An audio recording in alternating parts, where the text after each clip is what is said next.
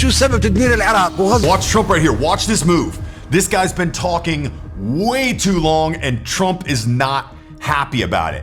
What would you do in this situation? How do you let somebody know in a confident, respectful way they need to stop talking? A lot of people find this so challenging, they end up not doing anything. Whether it's other people talking over them or other people continuing to talking when they know they should step up, they just don't know how to assert their will. Now, I'm about to show you how Trump handles this. And notice that this technique actually ends up creating an entire new social frame for the entire room of presidents without him having to say a single word. And here's the setup. Trump is hosting the world's leaders.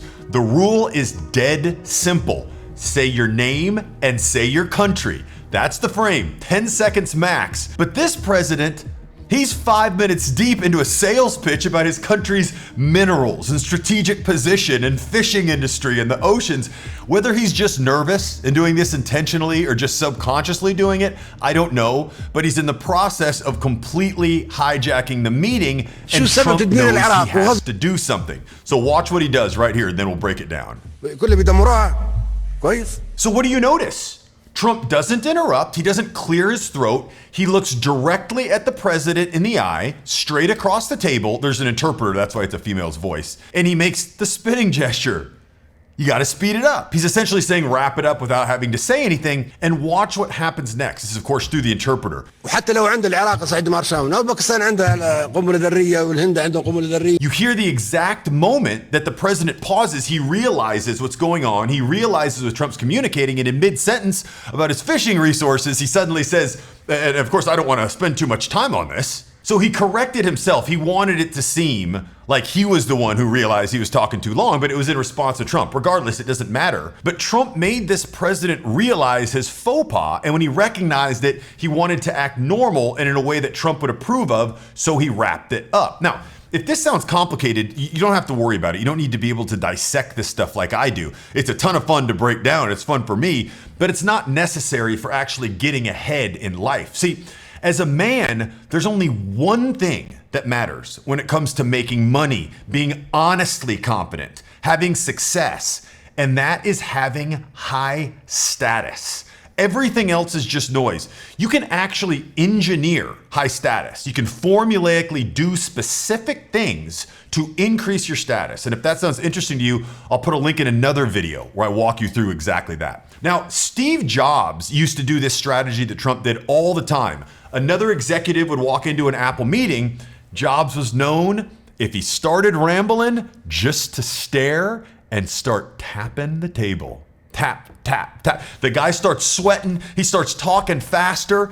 Jobs would just stand up if he would keep talking, start walking to the door. And then every time, people said in these meetings, the executive would panic and let out one last person. The bottom line is we need 6 months.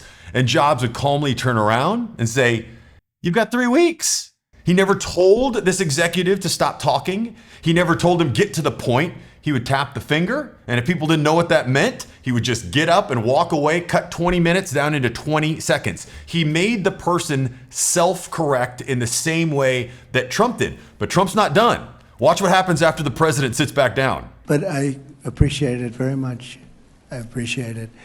Maybe we're gonna have to go a little bit quicker than this because we have a whole schedule. After the guy stops talking, he follows up with a calm, I appreciate it, but maybe we're gonna have to go a little bit quicker because we have this whole schedule.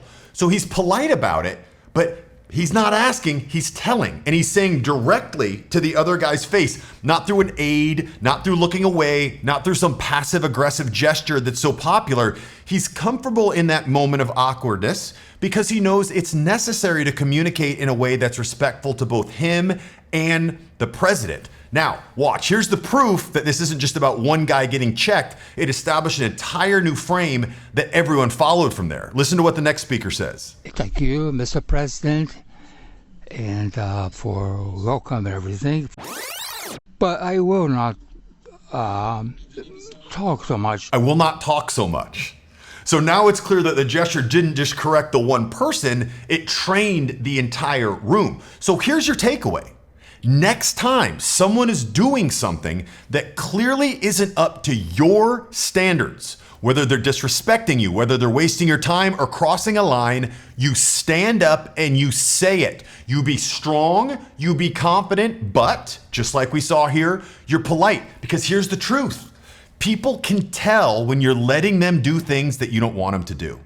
And if you don't stand up for yourself, they know that and they anticipate that in the future. And if you don't, it creates a massive lack of respect that just snowballs in your life. You start thinking less of yourself. You need to be comfortable and confident in standing up for your own standards when you see them broken, and people will respect you for it. A lot of people are scared that people are going to push back on them. No, people will respect you for it. But being high integrity, working hard, paying your dues, sucking up to your boss, having a great attitude and performance, missing vacations, missing your kids' baseball games. That's what most guys think will make them successful in this world. And it'll make them a lot of money.